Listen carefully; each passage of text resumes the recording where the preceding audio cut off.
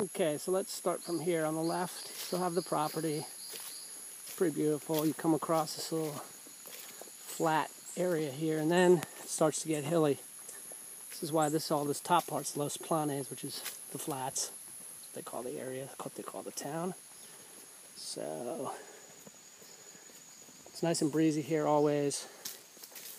On the left-hand side, we got this breeze that blows up from Rio Claro, which is gorgeous. So kind of just giving you this view. I got to put this eye toy away for the walk down the slippery slope.